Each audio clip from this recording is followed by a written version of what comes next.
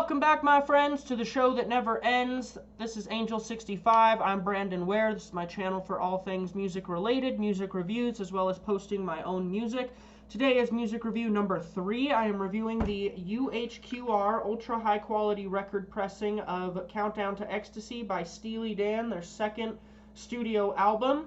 I am going to show you what's in this box. I will talk a little bit about the album itself, and then I will discuss why I bought it and why you may or may not want to buy it based on your dedication to audiophile sound quality. So, this is the first UHQR pressing I have ever purchased. So far it's my only one, but they all follow this general format.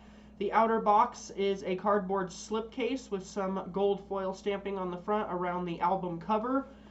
The spine is a wooden dowel, again with that gold foil stamping of the album title. On the back we have some publishing and production information. And then we pull apart the slipcase. On the inside we have this inner gold slipcase. Some of the stuff that is inside, we have a pamphlet indicating that this is 1 out of 20,000 unique pressings. Here we have some patents for the Clarity vinyl and the UHQR patents the company uses to produce these ultra high quality records. We have this technical specs manual, which goes over the things that make this a better quality record than a standard record. Some of those things include a flat disc profile. It is not tapered as a standard record vinyl is. Higher production quality. They are using computerized pressing machines that come from the optical disc industry to ensure that they are pressed at the right temperature to avoid any inconsistencies. The stampers are all sanded by hand to make sure that no sanding inconsistencies make their way through the front side of the stamper. And they are plated very carefully, etc., etc. So there's just a lot of technical things that go into this, and it is pressed on Clarity vinyl, which is an off-white color because it does not have carbon black pigment, which supposedly all black records do, and they claim that this can cause inconsistencies with tracking because some of the particles of carbon black pigment may impact the stylus as it progresses through the record. So those are some of the things that make this an ultra high quality record. There's this little brochure of some other materials from Acoustic Sounds, including some other UHQRs, some analog tape pressings, which I would be interested to try if I had a machine that could actually play them. On the bottom we have some advertisements for Pink Floyd SA CDs, etc., etc. So just other materials from this company. We have this insert which has liner notes by Donald Fagen about the album. There's really not that much in here, but it's still a cool little addition to have. And then we have the record itself, which when I first opened the box, the discs themselves were separated out in the plastic sleeve, and the outer jacket was empty. Of course, I put the records in the jacket and the jacket in the sleeve, because that's, you know, how a record is supposed to work. So we get the front cover, the back cover, exactly the same as the original LP and the more recent Geffen single disc pressing, except for, of course, split across 4 sides instead of 2. There we have the unique number of the pressing, so this is number 5,179 out of 20,000, so fairly early one, which is good. And then on the inside we just have what was the original inner bag with lyrics spread across the gatefold, and then I'll just take one of the discs out to show you the off-white color. It is in this, of course, rice paper inner sleeve, and we have this off-white cover. It is a thick 200-gram vinyl, and what was originally a single LP is now split across 2 discs with 2 songs on each side, spinning at 45 RPM.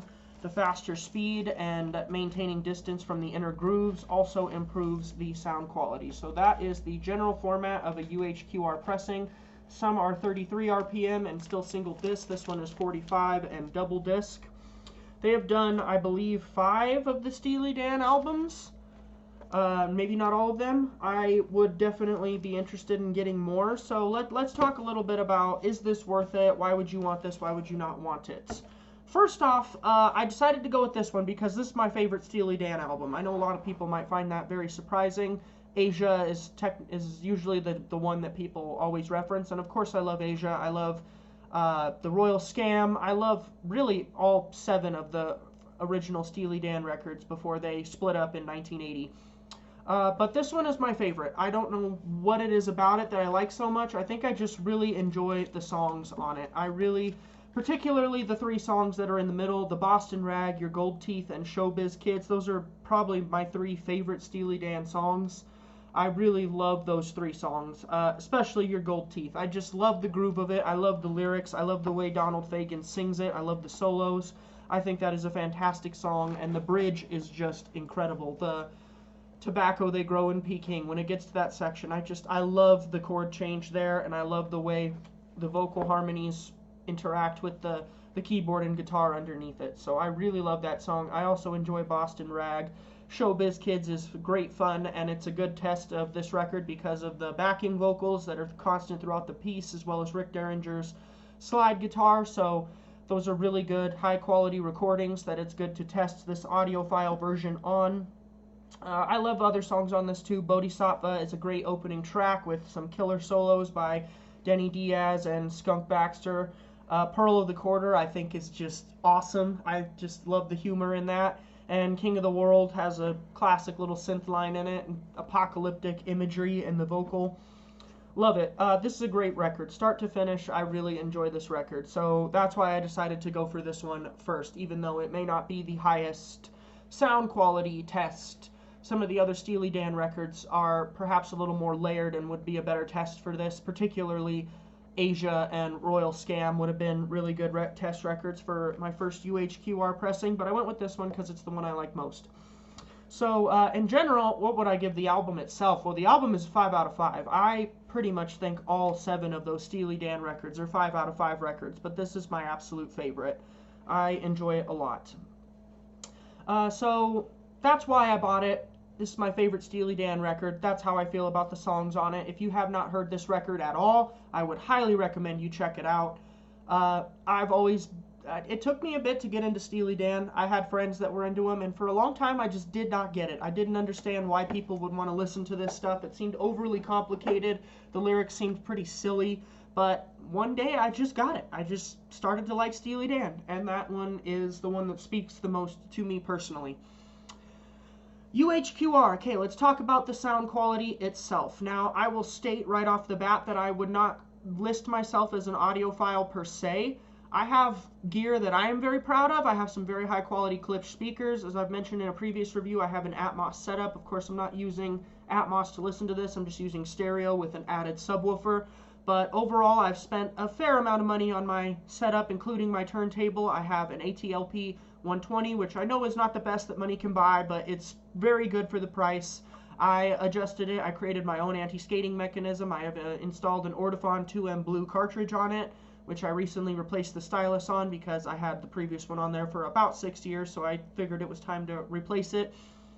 And I have a leather turntable mat, and I use a phono preamp that is external. The original turntable has a switch to use the built-in or external one, but as others have mentioned online, there is a circuit board on the internal preamp that still colors the sound a little bit, so I actually performed the modification of removing that entirely and hot wiring the cartridge output directly to my external preamp, and all of that runs into my Sony receiver and then to my Klipsch speakers. So that's a quick rundown on my setup. I'm not going to tell you the exact gear parts of my receiver and speakers because, quite frankly, I don't remember them off the top of my head. I just know that I spent a decent amount of money on them and they sound really good to me. Okay, does this record deliver in terms of sounding better than a standard record? Absolutely. I am going to say this is my first and only UHQR pressing. I have a couple Mobile Fidelity pressings of albums that I like that really sound fantastic. This trumps those. This is the greatest sounding vinyl record I have ever heard. It sounds unbelievable. The moment I put it on, I could not believe how quiet the background noise was, and I could not believe how detailed and crystal clear the sound was. It was absolutely outstanding. Some of the best sound I have ever heard in my entire life. Thankfully, I'm young. I'm 25, almost 26, so I still have quite a bit of my upper range hearing, and I've done a lot to protect my hearing as I have become a music enthusiast over the years. So I feel like I have a very objective standpoint to say that this sounds fantastic. Even on my setup, which is not ultra audiophile gear, I still have a good setup, and this absolutely makes it shine. This is the greatest sounding record I have ever heard in my entire life, and I have a collection of about 400. I've heard plenty of others that I've borrowed from friends, or etc., etc., and this is by far the best sounding record I have ever heard. Is it worth $180, which is what I paid for it? I believe its recommended retail price was $150. I bought it after it had been out for a long time from a record shop. Of course, they had to upcharge because they have to stay in business. And the fact that it is an older one, and I believe it is pretty scarce, hard to find now, meant that it was $30 more expensive than that recommended retail price, which is what I paid for it. Is it worth that price? That is a hard argument to make. $180 for 40 minutes of music is beyond ridiculous. That is just an insane minute to price ratio. That is just insane. Depending on how important audiophile quality is to you, you may or may not find that worth it. Perhaps you're a full-on audiophile and you only buy records that are of pressings by this or Mobile Fidelity, etc., that are super audiophile quality, and you have gear that you've spent hundreds of thousands of dollars on. If that's you, then you probably already have this and are not watching this review. If you are like me and you have gear that you consider to be very, very good for your price point and are interested in testing it to its limit, then these UHQRs, I'm going to speak for all of them. If they all follow this general format and quality, then yes, these are great test records. Am I going to buy another one? Maybe. In many years. This is extremely expensive. That is a lot of money to spend on a single album. Even an album I love as much as this one. And of course, it's a great test record to do it with, because anyone who knows Steely Dan knows that they're renowned for their recording quality. Each of their records sounds fantastic. They spent so much time in the studio and so much money on these records that they sound unbelievable. Even today, just the acoustic quality of all the instruments and the mixing is phenomenal. So Steely Dan is a great band to test this kind of audiophile pressing with.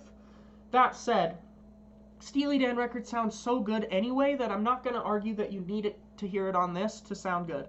I have a couple original or original-ish pressings. This one I did not have an original of. I had the Geffen re-release from 2022, which was just a single disc, and I have to say I actually did not think it sounded that great.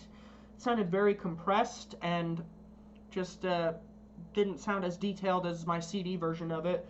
So I was curious to try this to see how much better it was. And so this is the best I've ever heard this album sound. It is the best I've ever heard any record on my turntable sound.